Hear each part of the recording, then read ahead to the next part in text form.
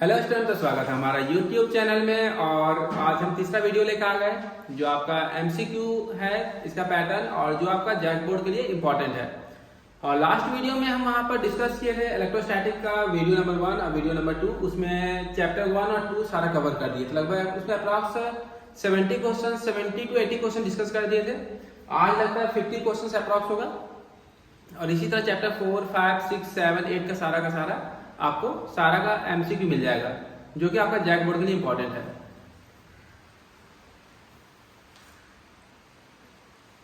और यदि आपको इस चैप्टर का पीडीएफ चाहिए तो आप टेलीग्राम में जाकर सर्च कीजिएगा।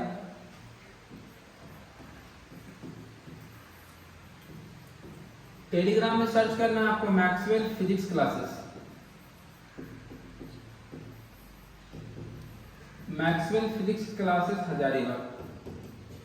और वहां से जा करके आप इस चैप्टर का पीडीएफ ले सकते हैं, डाउनलोड कर सकते हैं। और यदि आपको क्लास 11 या क्लास 12 का नोट्स चाहिए होगा, क्लास 11 और क्लास 12 के लिए नोट्स चाहिए तो नोट्स भी मिल जाएगा इस ग्रुप में आपको, जो मैक्सवेल फिजिक्स क्लासेस का ग्रुप बना है टेलीग्राम में। और फ्री ऑफ कॉस्ट है, कोई पैसा नहीं लगेगा आपका इसमें। असाइनमेंट चाहिए, असाइनमेंट भी सारा मिल जाएगा, सारा का सारा फ्री ऑफ कॉस्ट है। लेकिन यदि आपको ऑफलाइन क्लासेस करना है हजारीबाग में तो उसके लिए पैसा लगेगा, बाकी के लिए सारा का सारा फ्री आपके लिए। तो चलिए हम डिस्कस करते हैं आज जो टॉपिक हम लोग का। फर्स्ट जो क्वेश्चन बोलता है kilowatt hour is the unit of. तो आपको पहले पावर का फॉर्मूला पता होगा। पावर जो होता है rate of doing work P = W/T। तो W का फॉर्मूला हो जाएगा यहाँ से, या फिर बोल सकते हैं कि पावर का जो फॉर्मूला हो गया W/T। लेकिन जो वर्क होता है वो एनर्जी कंज्यूम, जितना ज्यादा वर्क करेंगे, जितना ज्यादा हम काम करेंगे उसके अनुसार मेरा एनर्जी का तो खपत होता है। तो यहाँ पर वर्क के जगह पे E लिख सकते हैं हम लोग। तो यहाँ से एनर्जी का जो फॉर्मूला आ गया, एनर्जी का जो फॉर्मूला आ गया वो गया पावर इंटू टाइम। अब यूनिट देखिए, पावर का यूनिट यहाँ पर जो दिया हुआ है ऐसा यूनिट नहीं बोलेंगे, बिगर यूनिट है 1 किलोवाट। और टाइम का यूनिट का आवर, जिससे आपका हो गया 1 किलोवाट आवर। तो ये एक्चुअली किसका यूनिट है? एनर्जी का। तो जो फर्स्ट का आंसर होगा आपका energy, 1 kilowatt hour is the unit of energy. Second number question देखिए क्या बोलता है। सेकंड नंबर क्वेश्चन यहाँ पे ध्यान दीजिए।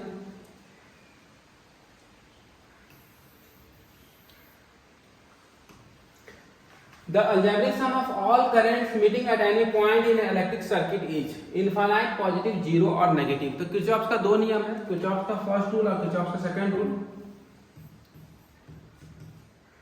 किरचॉफ का दो रूल है, फर्स्ट रूल और सेकंड रूल। पहला रूल बोलता है कि जो टोटल करंट होगा जंक्शन पे जीरो होगा। सेकंड रूल बोलता है टोटल वोल्टेज होगा, पोटेंशियल डिफरेंस होगा कोई भी क्लोज सर्किट में, वो जीरो होगा। और यहाँ पर ध्यान दीजिएगा, जो पहला जो नियम है कंजर्वेशन ऑफ चार्ज पे बेस्ड है, और जो दूसरा नियम है कंजर्वेशन ऑफ एनर्जी पे बेस्ड है। ये दो इंपॉर्टेंट बात है, ये हर साल एग्जाम में पूछता है। तो जो इसके अनुसार आपका जो आंसर होगा देख लीजिए यहाँ पर कौन सा आंसर होगा, algebraic sum of all currents. इसका वैल्यू जो होगा 0। तो इसका आंसर हो जाएगा सी नंबर। जो सेकंड का आंसर होगा सी नंबर। बोलता है principle of Wheatstone bridge is used in as. जो मीटर ब्रिज होता है वो balance condition of Wheatstone bridge के ऊपर काम करता है। तो इसका भी जो आंसर हो जाएगा आपका मीटर ब्रिज, व्हीटस्टोन ब्रिज के प्रिंसिपल पे काम करता है। तो थर्ड का ऑप्शन हो जाएगा डी नंबर। 4 नंबर क्वेश्चन है क्या होता है व्हीटस्टोन ब्रिज में होता है क्या है। टोटल वहां पर 4 रेजिस्टेंस होता है। 4 में से क्या होता है कि 3 रेजिस्टेंस का वैल्यू को पता नहीं होता है। टोटल 4 रेजिस्टेंस होता है, 4 में से हमको 3 का वैल्यू पता नहीं, 3 का वैल्यू पता होता है R1, R2, R3 और R4। R4 का जो वैल्यू होता है वो अननोन होगा, ये वैल्यू हमको पता नहीं होता है। R4 का वैल्यू हमको पता नहीं होता है और इसको हमको पता करना होता है। तो व्हीटस्टोन ब्रिज में बोलता है क्वेश्चन क्या बोला, इसमें कंपेयर क्या करते हैं हम लोग, इसमें कंपेयर हम लोग करते हैं रेजिस्टेंस को। तो 4 का आंसर हो जाएगा ए नंबर। चलिए 5 नंबर क्वेश्चन देखिए क्या बोलता है। यहाँ पर ये बैलेंस कंडीशन ये याद रखना होगा, ये होता है R1/R2 = R3/R4। ये बैलेंस कंडीशन होता है। यहाँ से आप R4 का वैल्यू निकाल सकते हो, R2 R3/R1 ये रिजल्ट होता है इसका। जब आएगा तो बता दिया जाएगा वहां पर। चलिए नेक्स्ट क्वेश्चन देखिए, क्वेश्चन नंबर 5 देखिए। क्वेश्चन नंबर 5 क्या बोलता है। क्वेश्चन नंबर 5 बोलता है कि डायरेक्शन ऑफ करंट किधर होगा। ये क्लास 10 से आप लोग पढ़ते हैं कि बैटरी में दो टर्मिनल होता है, एक पॉजिटिव टर्मिनल एक नेगेटिव टर्मिनल। करंट जो पास करता है हमेशा किसी भी रेजिस्टेंस से वो प्लस से माइनस की ओर पास करता है। यहाँ जो पॉजिटिव होता है इसको बोलते हैं हाई पोटेंशियल और नेगेटिव को बोलते हैं लो पोटेंशियल। तो जो करंट आपका पास कर रहा है वो कहां से कहां पास कर रहा है, high potential to low potential. इसका जो आंसर हो जाएगा देख लीजिए कहां पर ऑप्शन है आपका, from high potential to low potential. 5 का आंसर हो जाएगा बी नंबर। 6 नंबर क्वेश्चन देखिए बोलता है electrical resistance of a conductor depends on. आपको पता होना चाहिए रेजिस्टेंस किस पे डिपेंड करता है। तो पहला जो फैक्टर है लेंथ पे, दूसरा एरिया पे, तीसरा टेम्परेचर पे और चौथा नेचर ऑफ मटेरियल पे। और यहाँ पर ऑप्शन में देखिए कि कौन सा आ रहा है आपका, तो साइज ऑफ कंडक्टर पे डिपेंड करेगा, टेम्परेचर पे डिपेंड करेगा, ज्योमेट्री पे डिपेंड करेगा। तो यहाँ पर 6 का जो ऑप्शन है आपका D number, all of the above. इसका आंसर हो जाएगा 6 का डी नंबर। 7 नंबर बोलता है which of the following is same in parallel connection of resistance. Resistance को जोड़ने का दो तरीका है, एक सीरीज कॉम्बिनेशन होता है और एक पैरेलल कॉम्बिनेशन होता है। आपको ये पता होना चाहिए।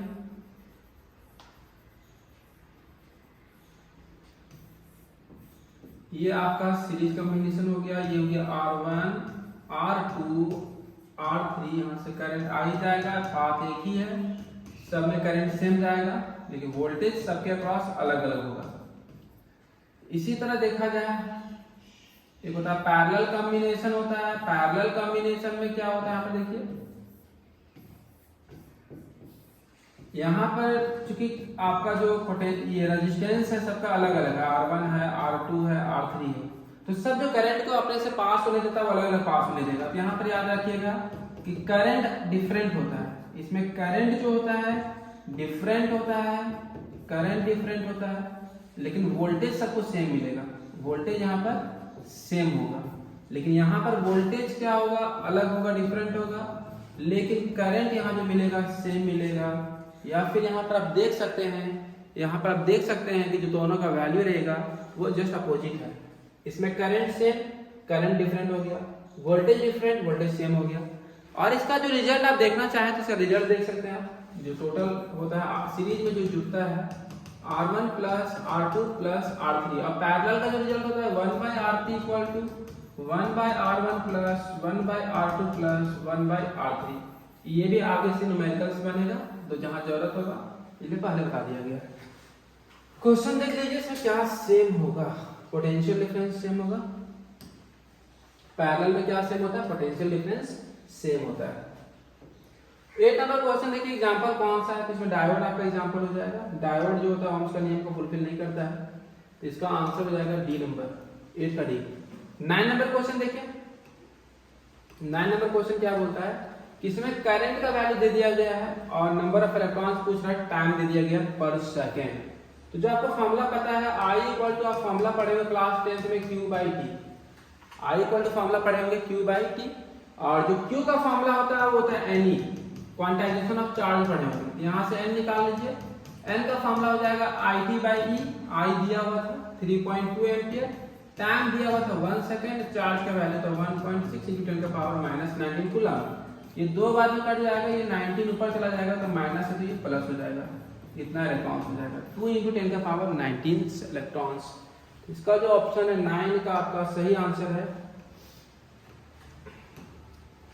9 का जो सही आंसर है ए नंबर। 10 नंबर क्वेश्चन देखिए, साइमन किसका यूनिट है, तो साइमन जो होता है वो रेजिस्टेंस का ओम होता है, कंडक्टेंस का उसका उल्टा होता है रेसिप्रोकल ऑफ रेजिस्टेंस, तो उसी को बोलते हैं पर ओम या महो बोलते हैं, साइमन बोलते हैं। तो 10 का जो आपका आंसर हो जाएगा, 10 का आंसर हो जाएगा बी नंबर। चलो नेक्स्ट क्वेश्चन देखिए, why the Vinson bridge more accurate then other method of measuring resistance, क्योंकि कैसा मेथड पे बेस्ड है, ये नल मेथड पे बेस्ड है। तो इसका आंसर हो जाएगा 11 का A number. EMF is measured and, EMF क्या होता है, इलेक्ट्रोमोटिव फोर्स होता है, इसका फुल फॉर्म भले सुनने में आपको लग रहा होगा एक तरह का फोर्स है। EMF का फुल फॉर्म होता है इलेक्ट्रोमोटिव फोर्स, इलेक्ट्रोमोटिव फोर्स, लेकिन बहुत सारे लोगों को लग रहा होगा एक तरह का फोर्स है, नहीं, ये एक्चुअली क्या होता है, वोल्टेज होता है, कोई भी सेल का voltage of a cell in open circuit. In open circuit. और वोल्टेज का जो यूनिट होता है आपको पहले से पता है, वोल्टेज का यूनिट वोल्ट होता है। तो इसका वोल्टेज एक और यूनिट होता है V इक्वल टू W/Q, तो जूल पर कूलम भी होता है। तो इसका जो सही आंसर होगा जूल पर कूलम, 12 का B number answer. 30 number question देखिए, 1 kilowatt hour is commonly known as unit बोलते हैं। जो इसको जस्ट बताया था कि एनर्जी का यूनिट होता है, जो हमारे घर में बिजली बिल उठता है वो यूनिट पे बैठता है। अब पूछा कि 1 किलोवाट आवर में कितना जूल होता है, ये भी जैक बोर्ड में क्वेश्चन 2 बार पूछ चुका है। तो निकाल लेते हैं हम लोग 1 किलोवाट आवर बराबर कितना जूल होगा। तो 1 किलोवाट इंटू 1 आवर इसको लिखा जा सकता है। 1 किलोवाट में 1000 वाट होता है, 1000 वाट होता है। 1 घंटा में कितना सेकंड होता है, 3600 सेकंड होता है।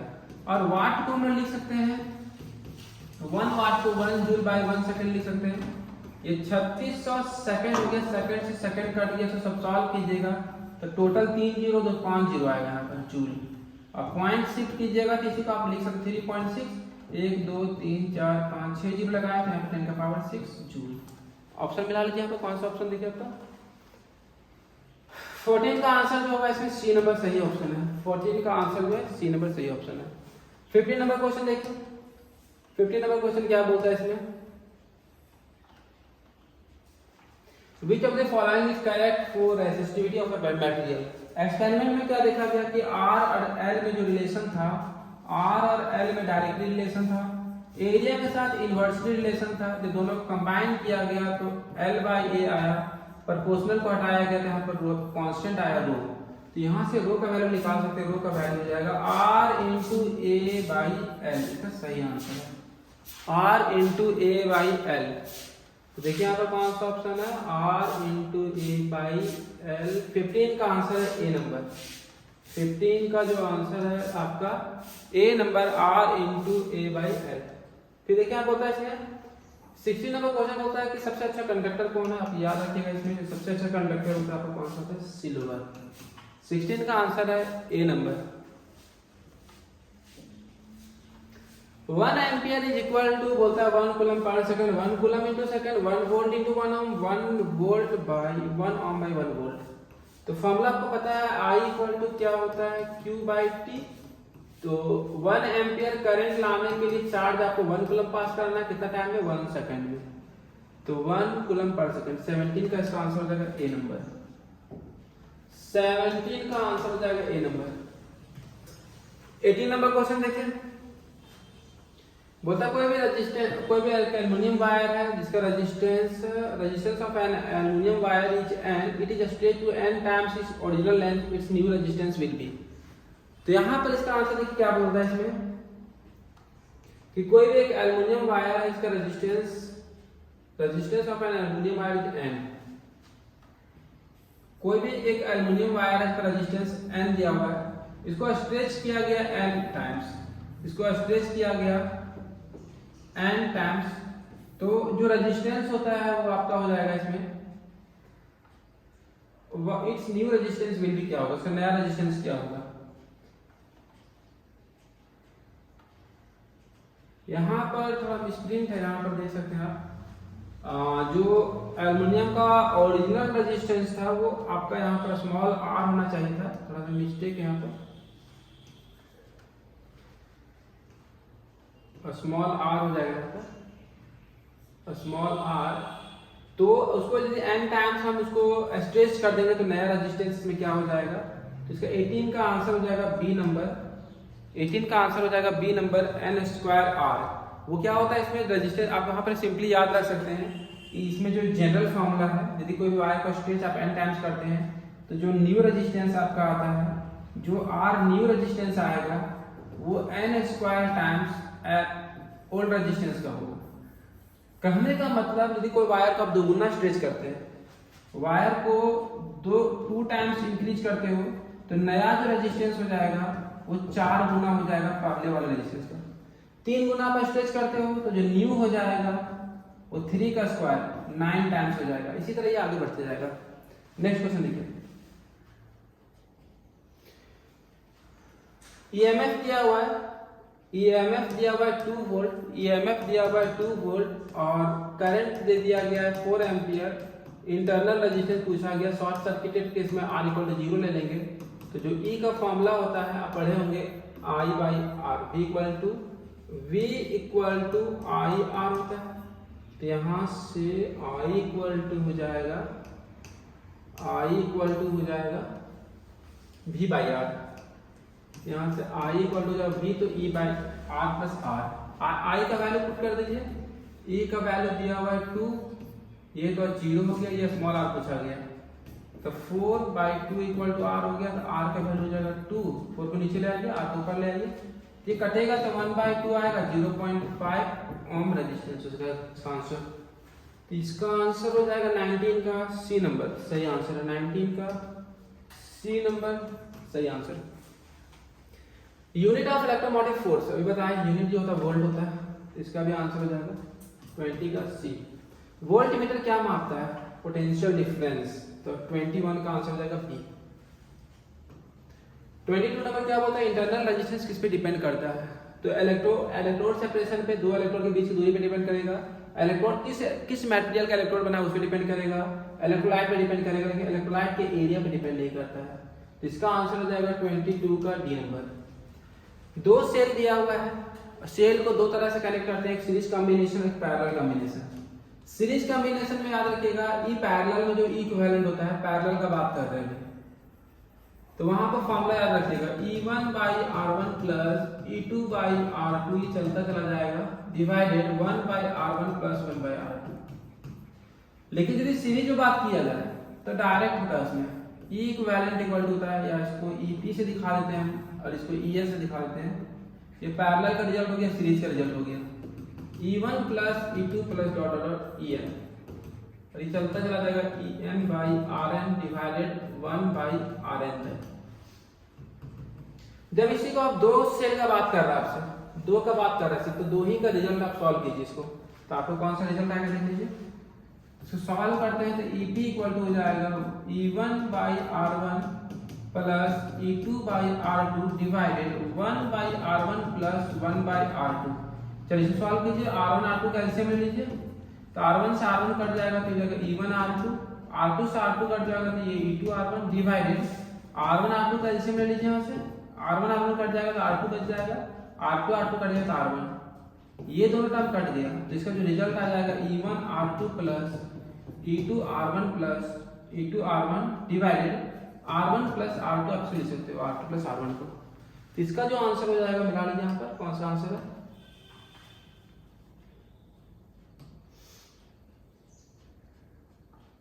इसका जो आंसर है बी नंबर, इसका जो आंसर है बी नंबर सही आंसर है। नेक्स्ट नंबर देखिए 24 नंबर क्वेश्चन क्या बोलता है? Wheatstone bridge is used high resistance low resistance को कंपेयर करता है, हाई नहीं चाहे लो रहे, उसको कोई दिक्कत नहीं है। तो इसका आंसर जो both high and low resistance.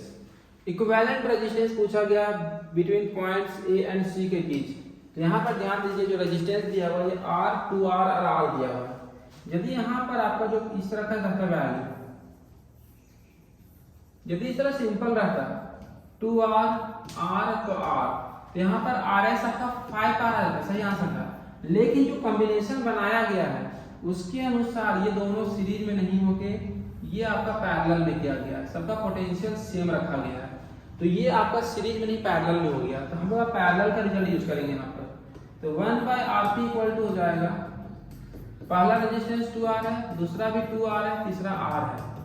जब सबका एलसीएम ले लेंगे तो 2R हो जाएगा, यहाँ 1 बच जाएगा, 1 बच जाएगा, R से 2 बार में कटेगा, 2 बच जाएगा। तो 1/RP इक्वल टू हो जाएगा 4/2R, ये 2 से 2 कट जाएगा, 2/R, तो RP इक्वल टू हो जाएगा R/2, RP इक्वल टू हो जाएगा R/2। इसका सही आंसर है 25 का सी नंबर, 25 का सी नंबर सही आंसर है। 26 नंबर क्या बोलता है कि टेम्परेचर बढ़ाएंगे तो कंडक्टर और सेमीकंडक्टर में क्या होगा? तो याद रखना है, कंडक्टर और सेमीकंडक्टर में दोनों उल्टा होता है। टेम्परेचर बढ़ने पे रेजिस्टेंस बढ़ता है कंडक्टर का, और सेमीकंडक्टर घटता है। तो टेम्परेचर बढ़ाना है तो कंडक्टर का बढ़ेगा रेजिस्टेंस, लेकिन सेमीकंडक्टर घटेगा। तो 26 का आंसर जो हो जाएगा आपका सी नंबर, कंडक्टर का बढ़ेगा, सेमीकंडक्टर घटेगा। 27 नंबर क्वेश्चन देखिए क्या बोलता है इसमें। करंट का वैल्यू पूछा गया, मैं भी डायग्राम में आपको क्लियर ना दिख रहा हो यहाँ पर। चलिए इसकी अलग से डायग्राम बना देना आपको। ये 5 ओम दिया हुआ है, ये 10 ओम दिया हुआ है, ये 20 ओम है आपका, ऊपर से 10 ओम कनेक्ट किया गया है और नीचे से आपका 10 ओम कनेक्ट किया गया है और इसको जो कनेक्ट किया गया 5 वोल्ट बैटरी से। ये AIT पढ़ी का क्वेश्चन जो जेईई मेंस लेवल का क्वेश्चन है, पॉइंट दे दिया गया A B C और D। इसको बनाना बेहद आसान है, देखिए कुछ नहीं करना। पहले ये व्हीटस्टोन ब्रिज का स्पेशल केस है, इसको पहले डायग्राम का हम इक्विवेलेंट डायग्राम बनाएंगे और भी करके। तो डायग्राम बनाना बहुत ही आसान है, ऊपर वाले के ऊपर रखना होता है, नीचे वाले के नीचे। तो ऊपर 10 है तो यहाँ पर 10 रख देंगे, नीचे 5 है तो नीचे 5 रख देंगे यहाँ पर। फिर इधर देखिए, इधर 20 था ऊपर में, इधर नीचे 10 था, यहाँ 20 कर देंगे और नीचे यहाँ पर 10 ओम कर देंगे। बीच में कितना था 10 ओम, तो बीच में कितना कर दिया 10 ओम। अब इसको हम बैटरी से जोड़ दिए, बैटरी से जोड़ दिए, कितना वोल्ट बैटरी से 5 वोल्ट बैटरी से। अब यहाँ पर देखिए, यहाँ पर देखिए इसको R1 मान लिए हम, इसको R2 मान लिए, इसको R3 मान लिए, इसको R4 मान लिए, ये R1 हो गया। यहाँ पर चेक कीजिए R1 by R2 equal to R3 by R4 है कि नहीं, बैलेंस कंडीशन को शो कर रहा है कि नहीं कर रहा है। चेक कीजिए तो R1 बाई R2 तो 10 by 20 equal to R3 by R4, 5 by 10, ये कटेगा तो 1 बाई 2 आ जाएगा, ये भी कटेगा तो 1 बाई 2 आ जाएगा। ये बैलेंस कंडीशन को फुलफिल कर रहा है, तो बैलेंस कंडीशन को जब भी फुलफिल करेगा तो बीच वाले से कोई करंट पास नहीं करेगा। तब इसका डायग्राम इस तरह बन गया। अब इसको सॉल्व कर दीजिए। अब ये दोनों जो है सीरीज में है, तो 10 और 10 कितना हो गया 30 हो गया, 5 और 10 कितना हो गया 15 हो गया, ये 30 ओम हो गया। अब बैटरी कितना जुड़ा हुआ 5 वोल्ट के बैटरी से जुड़ा हुआ है। अब इसको सॉल्व कर दीजिए, करंट पूछा गया आपसे।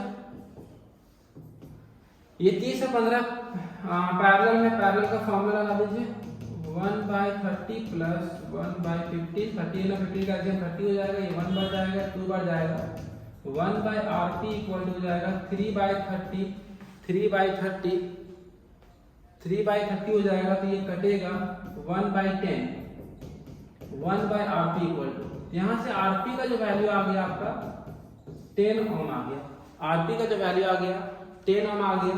अब जब RP निकल गया तो V इक्वल टू फॉर्मूला आपको आता है I आ होता है, तो यहाँ से I निकाल दो, V बाई R। V कितना दिया हुआ था 5 वोल्ट और रेजिस्टेंस कितना निकाले 10, इस सॉल्व करेंगे कितना आएगा 0.5 एम्पियर। इसका जो आंसर है, इसका आंसर है डी नंबर 0.5 एम्पियर। 27 नंबर हो गया। 28 नंबर देखिए, बोलता है in a Wheatstone bridge the three resistance P, Q and R are connected in 3 arm और fourth arm is formed by two resistances S1 and S2 connected in parallel। तो condition पूछा गया balance Wheatstone, balance condition Wheatstone bridge. आपसे एक simple सवाल पूछा जा रहा है, अब बता तो नहीं पाओगे, बात पता है फिर पूछना जा रहा है क्योंकि ऑनलाइन क्लासेस है। देखिए P है, ये Q है, ये R है, ये S है, तो बैलेंस कंडीशन क्या होगा। तो बहुत ही आसान है, आप तो इसको जिसको ये दोनों का रेशियो बराबर कर सकते हैं। हम जो सिंपल तरीका हमको याद रहता है, बार भूल जाते हैं, तो हम क्या करते हैं ये दोनों को बराबर करते हैं, उससे कोई दिक्कत नहीं है। तो P बाई R बराबर हो जाएगा Q बाई S के बराबर, ये बैलेंस कंडीशन हो गया। या इसी को आप ऐसे लिख सकते हो P by Q equal to R by S, ये भी सही है, दोनों सही है। अब कुछ नहीं किया गया, क्वेश्चन में थोड़ा सा चेंज किया गया, जेईई मेंस क्वेश्चन है, S को हटा दिया गया। यहाँ पर S को हटा के क्या कर दिया गया, वहां दो रेजिस्टेंस जोड़ा गया S1 और S2 और दोनों का पैरेलल में रखा गया। अब वहां से पहले ये निकालो कि टोटल वैल्यू कितना आएगा, उसके बाद काम बन जाएगा हम लोग का। तो वहां से RP निकाल लेंगे, टोटल कितना आएगा 1/S1 प्लस 1/S2, दोनों को सॉल्व कर दीजिए तो S1 S2 हो जाएगा, S1 S1 कर जाएगा तो ऊपर S2 हो जाएगा, यहाँ S1 हो जाएगा। यहाँ से टोटल रेजिस्टेंस निकल गया मेरा S1 S2 by S1 plus S2, ये वैल्यू निकल गया मेरा टोटल रेजिस्टेंस। अब काम बन गया मेरा, जहां S लिखा था P बाई Q लिख दिए R, जहां S जो था S सिंगल था उस समय, अब दोनों तो पैरेलल में जोड़ दिए, तो पैरेलल जोड़ेंगे 3 रिजल्ट आ जाएगा S1 S2 S1 plus S2।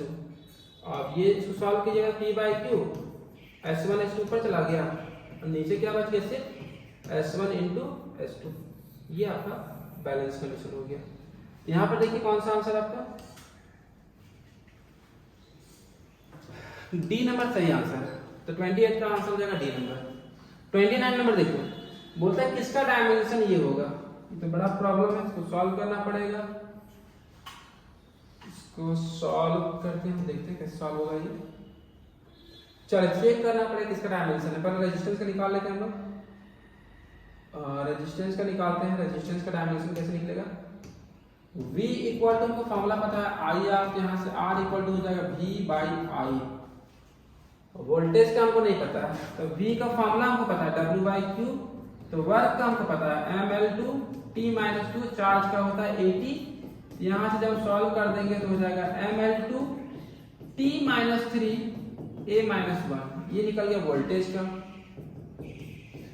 mL2 T minus 3 A minus 1 और करंट का A हो गया। तो इसका जो डायमेंशनल फॉर्मूला निकल गया mL2 T minus 3 A minus 2, ये रेजिस्टेंस का आ गया। रेसिस्टिविटी निकाल लेते हैं, देखते हैं रेसिस्टिविटी का क्या होगा। तो रेसिस्टिविटी का जो फॉर्मूला होता है R into A by L होता है। R का निकल चुका है mL2 T minus 3 A minus 2 और एरिया का L2 हो जाएगा, लेंथ का L हो जाएगा, एक L कट जाएगा तो हो जाएगा mL3 T minus 3 A minus 2। ये भी नहीं है। अब इसको उल्टा करते हैं। रेसिप्रोकल ऑफ रेसिस्टिविटी क्या होता है, कंडक्टिविटी। अब इसको उल्टा कर दीजिए, ये हो जाएगा m minus 1 L minus 3 T3 A2। क्या अब आ रहा देखिए, चलिए सही है। तो ये फाइनली आया कंडक्टिविटी इसका आंसर। तो ये इलेक्ट्रिकल कंडक्टिविटी का डायमेंशनल फॉर्मूला है। 30 नंबर देखिए क्या बोलता है, resistance of a conductor universally, अभी तो बताया था ये वाला वैल्यू। R और L में डायरेक्टली होता है, एरिया में इनवर्सली होता है। और एरिया यदि सर्कुलर वायर का निकालिएगा तो फॉर्मूला पाई आर स्क्वायर होता है। देखिए कौन सा आ रहा है, डायरेक्टली तो नहीं होगा एरिया का, रेडियस कैसा इनवर्सली है, पाई तो कांस्टेंट रहता है। तो ये ऑप्शन कहां पर आ रहा है, सी नंबर ऑप्शन देखिए, inversely proportional to the square of the radius. इसका आंसर हो जाएगा सी नंबर।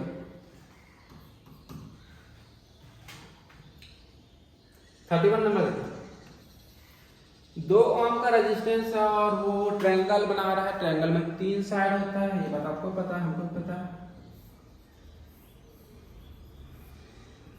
चलिए 3 साइड का बना दिए, 2 ओम है, ये 2 ओम है, ये 2 ओम है। और आपसे पूछा गया कि 2 वर्टिसेस, कोई भी 2 वर्टिसेस को मान लेते हैं x, x को मान लेते हैं a और इसको मान लेते हैं b। तो अब इसके बीच का रेजिस्टेंस बताना था। ये दोनों तो सीरीज में हो गया, ये दोनों तो सीरीज में हो गया, तो 2 कितना हो गया, 4 हो गया। तो अब ये इसका रेजिस्टेंस हो जाएगा, ये 4 हो जाएगा। ये तो मेरा a बचा, ये मेरा b बचा और नीचे बच गया 2 ओम, ये 2 ओम। अब इसे सॉल्व कर दीजिए, ये तो पैरेलल में आ गया ना। तो 1 बाई RP इक्वल हो जाएगा 1 बाई R1 4, तो 1 बाई 2 और 4 का रेजिस्टेंस 4 होता है। ये 1 ये 2, तो 3/4 आ गया। तो बहुत सारा बचा ना, 3/4 ऑप्शन है नहीं है, ऐसे तो RP पूछा गया था ना।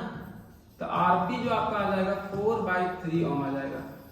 1 बाई RP आया था 3/4, 3/4 आपका ये आया था। यहां पर देखिए ये वाला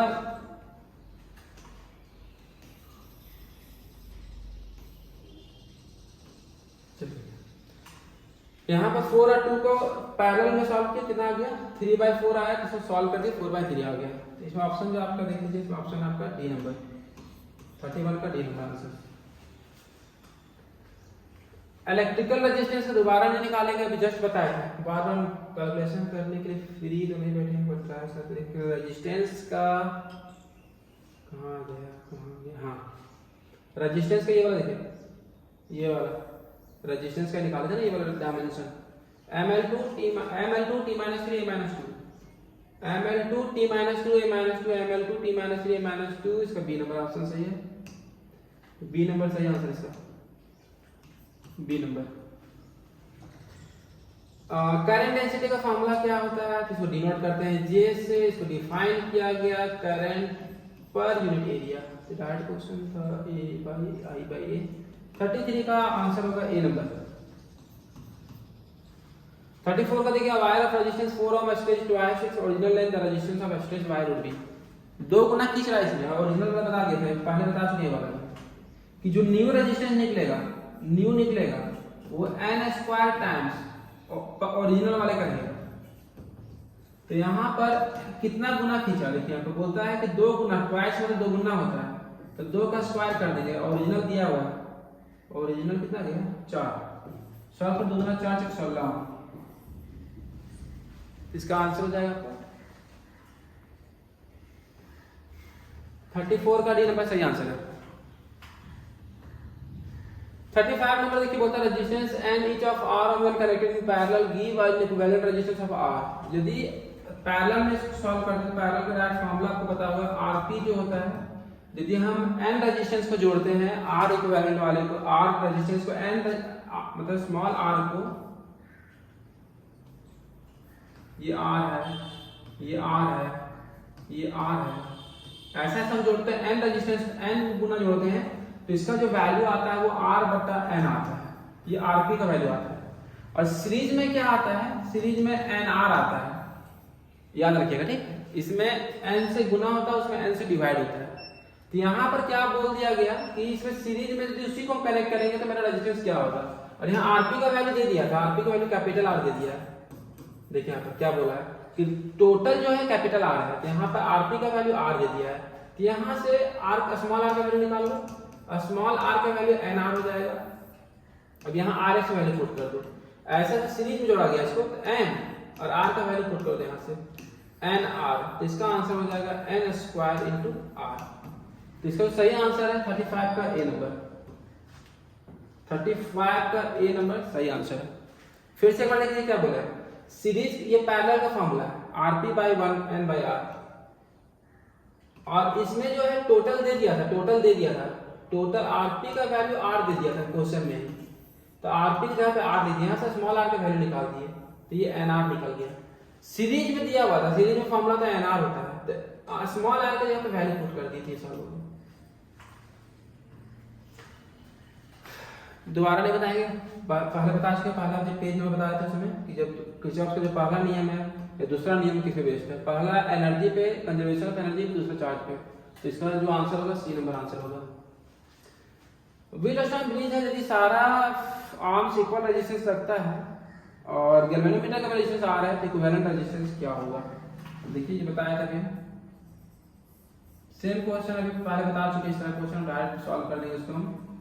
इसमें क्या बोल रहा है कि ये भी आर है, ये भी आर है, ये भी आर है, ये भी आर है, ये भी आर है, तो पहली बात ये व्हीटस्टोन ब्रिज का बैलेंस कंडीशन है, तो अब इसको इससे बीच वाले से करंट पास नहीं करेगा, बीच वाले से करंट पास नहीं करेगा, तो अब इसका जो रेजिस्टेंस बन जाएगा, इसका डायग्राम कुछ इस तरह बनेगा, ये सिर्फ 2 रेजिस्टेंस ऊपर रह जाएंगे और 2 रेजिस्टेंस नीचे रह जाएंगे, ये आर हो जाएगा, ये आर हो जाएगा, ये आर हो जाएगा, ये आर हो जाएगा, तो ऊपर वाला सीरीज में हो जाएगा, तो ऊपर वाला 2r हो जाएगा, नीचे भी सीरीज में हो जाएगा, तो नीचे वाला भी 2r में हो जाएगा। अभी दोनों पैरेलल में आ गया, पैरेलल वाले सॉल्व कर दीजिए, तो 1/2r प्लस 1/2r, एलसीएम ले लीजिए, 2r हो जाएगा, 1 1 2 हो जाएगा, 2/2r हो जाएगा, 2 2 कट जाएगा, तो 1/rp इक्वल टू 1/r हो गया, 1/rp इक्वल टू 1/r हो गया, तो यहाँ से rp निकालो, तो rp इक्वल टू r हो जाएगा, ये सही आंसर है। इसका जो आंसर हो जाएगा, इसका जो आंसर हो जाएगा 37 का ए नंबर सही आंसर है। मीटर ब्रिज में देता है कि बैलेंस लेंथ जो फ्रॉम लेफ्ट साइड से दिया हुआ है और 1 आर्म जो है वो राइट गैप में दिया हुआ है, तो 20 सेंटीमीटर। देखिए व्हीटस्टोन ब्रिज का जो केस है, एक रेजिस्टेंस यहाँ लगा हुआ है, एक रेजिस्टेंस यहाँ लगा हुआ है, एक गैल्वेनोमीटर आता है, बीच में वायर आता है, इधर बैटरी से जोड़ती है इसको। क्वेश्चन को पहले पढ़िए क्या बोलता है क्वेश्चन, जो लेफ्ट हैंड से आपका डिस्टेंस दिया हुआ वो दिया हुआ है 20 सेंटीमीटर, और जो 1 ओम है वो राइट गैप में है, राइट साइड जा रहा है, तो ये 1 ओम दिया हुआ है, तो आपसे पूछा गया ये वाला रेजिस्टेंस का वैल्यू क्या होगा, तो ये तो 20 है, तो ये पता चल गया आपका 80 होगा, ये 20 है तो कितना जाएगा 80 सेंटीमीटर हो जाएगा, और यहाँ से आप डायरेक्ट फॉर्मूला निकाल सकते हैं, ये r है, इसको मान लेते हैं s, तो यहाँ पर देखिए इसका जो फॉर्मूला हो जाएगा r बाई इस लेंथ को l मान लीजिए, तो ये हो जाएगा 100 माइनस l। तो डायरेक्ट फॉर्मूला हो जाएगा r by l equal to s by 100 minus l। जो यूनिट लेंथ का जो रेजिस्टेंस होता है स्मॉल r, तो दोनों कट जाएगा। तो यहाँ से r का जो फॉर्मूला निकल जाएगा ls बाई 100 माइनस l हो जाएगा। चलिए l का वैल्यू दिया हुआ था 20 सेंटीमीटर में, तो मीटर में करने जाते कट जाएगा दोनों। s का वैल्यू दिया हुआ 1 ओम और ये हो जाएगा 100 माइनस l। तो 100 माइनस l तो आपका 100 माइनस 20 80 हो जाएगा। ये हो जाएगा 20 बाई 80, जब कटेगा तो ये 1 बाई 4 हो जाएगा 0.25 ओम। कहीं मिल रहा है देखिए। 38 का आंसर हो रहा है डी नंबर। 38 का आंसर जो है D number. Next number question देखिए। यहाँ पर रटने का जरूरत नहीं है, आप कभी भी मीटर ब्रिज से क्वेश्चन आएगा तो कुछ नहीं कीजिएगा, जो भी लेंथ रहेगा सामने डिवाइड कर दीजिएगा, वहां से जो भी वैल्यू पता नहीं रहेगा उसको सॉल्व कर सकते हैं। फॉर्मूला रटोगे कभी नहीं बना पाओगे, इतना याद रखना। सब इतना कंफ्यूज होगा कि एक भी आंसर नहीं आएगा। नेक्स्ट नंबर क्वेश्चन देखिए। इंटरनल रेजिस्टेंस दिया हुआ है, करंट दिया हुआ है, आउटर रेजिस्टेंस दिया हुआ है। यहाँ फॉर्मूला भी याद रखिएगा, I इक्वल टू जो होता है current equal to I equal to V upon R होता है, तो R प्लस स्मॉल r हो गया। आपसे इंटरनल रेजिस्टेंस पूछा गया और V दिया हुआ, I दिया हुआ है 0.2 एम्पियर। I के जगह पे 0.2 लिख दिए, E जो दिया हुआ है 2.1 वोल्ट दिया हुआ है, R आपका 10 ओम है, स्मॉल r से पूछा गया। क्रॉस मल्टीप्लिकेशन कर लो, ये तो पहले पॉइंट हट जाएगा आपका। ये हो जाएगा 2 से करेंगे 20 प्लस 2r इक्वल टू 21, तो 2r इक्वल टू जाएगा 21 माइनस 20, प्लस चला माइनस चला गया, तो 2r इक्वल टू हो जाएगा 1, तो r का वैल्यू हो जाएगा 1/2, ये हो जाएगा 0.5 ओम। इसका जो आंसर हो जाएगा 0.5 ओम। 39 का बी नंबर सही आंसर है। नेक्स्ट क्वेश्चन देखिए 40 नंबर, सेम क्वेश्चन है, देखिए यहाँ पर क्या पूछा गया आपसे कि internal resistance of EMF 2 volt दिया हुआ है, ईएमएफ दे दिया है 2 वोल्ट और स्मॉल r का वैल्यू दे दिया 0.1 ओम, एक्सटर्नल रेजिस्टेंस दे दिया है 3.9 ओम। तो आपसे टर्मिनल वोल्टेज पूछा गया, तो V इक्वल होता है IR। तो पहले I निकाल लीजिए, तो I का फॉर्मूला हो जाएगा E by R plus R। E का वैल्यू 2 दिया हुआ है, R दिया हुआ 3.9 प्लस 0.1, तो हो जाएगा 2 बाई जो ऐड कीजिएगा 4 हो जाएगा, ये 1/2 एम्पियर हो जाएगा, 0.5 एम्पियर। तो V निकाल लीजिए, I 0.5 हो गया, R दिया हुआ 3.9, तो 9 से आप 45, 5 3 15 और 4 19, तो 1.95, ये 1.9, हाँ इसका आंसर हो जाएगा C number 1.9 volt. Next number देखिए, बोलता है which of the following is responsible flow of current in conductor. तो हमेशा याद रखिएगा कंडक्टर में कौन काम करता है, फ्री इलेक्ट्रॉन जो होते हैं वो कंडक्टर में, इलेक्ट्रिसिटी कंडक्टर में काम करते हैं। 42 नंबर, स्पेसिफिक रेसिस्टिविटी का यूनिट क्या होता है, तो इसका फॉर्मूला आपको पता होगा, rho equal to R into A by L. Rho का ओम होता है, एरिया का मीटर स्क्वायर होता है, लेंथ का मीटर होता है, कट जाएगा तो ओम मीटर। तो एक्चुअली ओम मीटर नहीं दिया हुआ, सेंटीमीटर में दिया हुआ, जैसे कोई दिक्कत नहीं है, तो इसका आंसर आपका हो जाएगा ओम सेंटीमीटर। 42 का सी नंबर आंसर सही है। इलेक्ट्रिक फील्ड और डेंसिटी में क्या रिलेशन है, तो एक इंपॉर्टेंट रिलेशन है, J equal to sigma E। तो यहाँ से जान सकते हैं कि J और E में कैसा रिलेशन है डायरेक्टली, तो इसका आंसर हो जाएगा E डायरेक्टली J बोली, J डायरेक्टली एक ही बात हुआ, बी नंबर। मोबिलिटी का जो फॉर्मूला होता है म्यू से दिखाते हैं, drift velocity per unit electric field. यहाँ से Vd का फॉर्मूला पुट करेंगे, E tau by m by E, तो E से E कट जाएगा, ये तो बचेगा E टॉ बाई m, ये मोबिलिटी का फॉर्मूला हो गया। तो चार्ज ऑफ इलेक्ट्रॉन मास दिया हुआ है कहीं पर, कहीं नहीं, हाँ increase in mass of charge, mass पे इंक्रीज नहीं हो, डिक्रीज कर जाएगा ना, मास बढ़ाएंगे डिक्रीज कर जाएगा। और इलेक्ट्रिक फील्ड का टर्म कट गया। Decrease in the charge of mobile carrier, नहीं चार्ज डायरेक्टली है, तो कौन बच गया, हाँ कोलिजन टाइम। टाइम पे कैसा रिलेशन, बोलता मोबिलिटी बढ़ाना है तो टाइम को बढ़ाएंगे, म्यू और टॉ में कैसा रिलेशन है, डायरेक्टली रिलेशन। इसका जो आंसर हो जाएगा ए नंबर सही आंसर इसका। पैरेलल में है, अभी बताया था कि आएगा फॉर्मूला डायरेक्ट हम यूज करेंगे यहाँ पर 1/RP इक्वल टू फॉर्मूला होता है 1/R1 तो 1/2 1/4 1/5 जो एलसीएम लीजिए इसका 20 हो जाएगा। ये 2 के टेबल में 10 बार, 4 के टेबल में 5 बार, 5 के टेबल में 4 बार 19/20। तो ये आंसर नहीं है, ज्यादा खुश होने की जरूरत नहीं है। 19/20 नहीं, आरपी पूछा गया ना आपसे, ये हो जाएगा 20/19। बहुत सारे बच्चे तो 19/20 निकालते हैं और उसको लगता है सही बना है। देखिए इसका आंसर कौन सा हो जाएगा, इसका आंसर हो जाएगा 20/19। 20/19 सही आंसर है। 45 का ए।